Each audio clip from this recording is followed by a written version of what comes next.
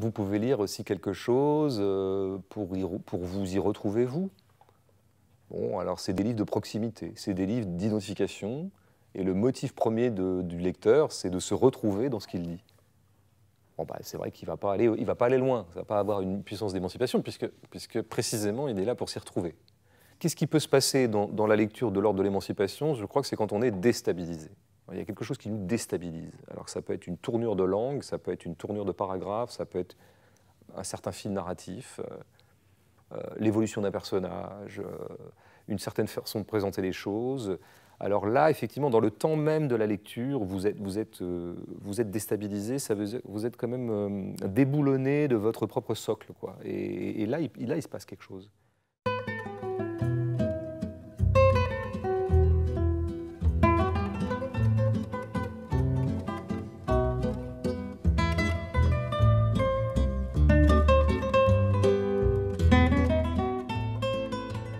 La lecture m'a procuré d'abord un certain nombre d'heures de joie, des moments de joie.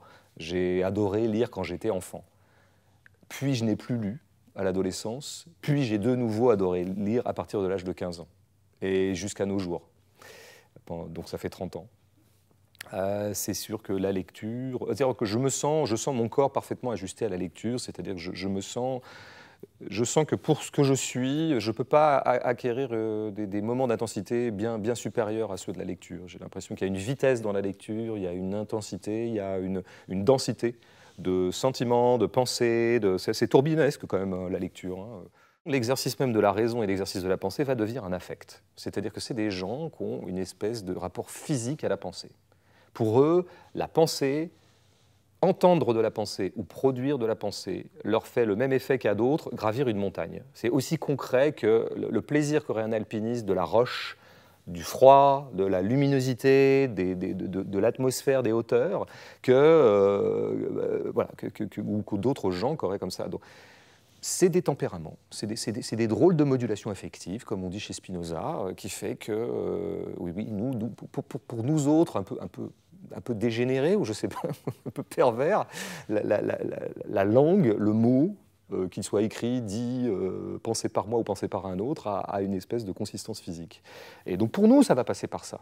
Pour moi, il a été clair très très vite dans ma vie, même quand j'avais 16-17 ans, que je commençais à regarder des films de façon un peu plus méthodique et systématique. Alors, indépendamment de toute prescription parentale ou scolaire, je le dis au passage, hein, c'était vraiment un truc tout seul ou alors avec 2-3 copains.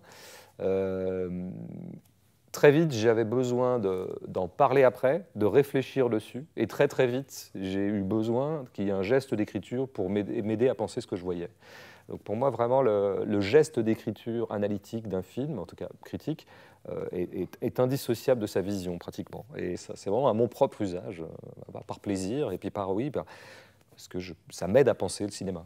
Alors pour le théâtre, c'est tout à fait le contraire. Moi, j'ai une culture théâtrale qui est à 90% une culture de l'écrit. C'est-à-dire que quand j'avais de 15 à 20 ans, je lisais énormément de pièces et j'allais pratiquement jamais au théâtre. Donc quand je me suis mis moi-même à faire des pièces, je crois que j'écris des pièces particulièrement écrites. Peut-être trop parfois, me disent certains des metteurs en scène avec qui j'ai collaboré. Donc là, c'est tout à fait l'inverse. Là, je dirais que je mettrais beaucoup en avant la parole au théâtre. C'est le verbe qui m'intéresse le plus au théâtre, quoi. Mais c'est un verbe incarné, hein. C'est un verbe porté par un corps. Là, ça m'intéresse beaucoup, ça. Ça sert à quoi que j'écrive des livres? Ça sert à produire sa propre pensée. C'est-à-dire que oui, moi j'ai besoin, je fais de la critique de cinéma aussi, j'ai besoin pour penser bien un film d'écrire dessus. C'est comme ça. Chez moi, ça passe comme ça.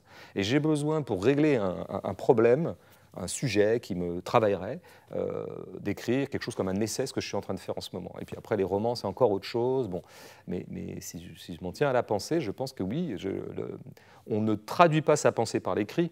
C'est en écrivant qu'on produit sa pensée, qu'on l'organise, qu'on la clarifie, qu'on la densifie, qu'on la pousse jusqu'en des points qu'on n'avait pas soupçonnés en commençant le texte. Moi, à ce titre-là, je conseillerais à tout le monde d'écrire, hein, parce que ça vous rend beaucoup plus intelligent que vous n'êtes.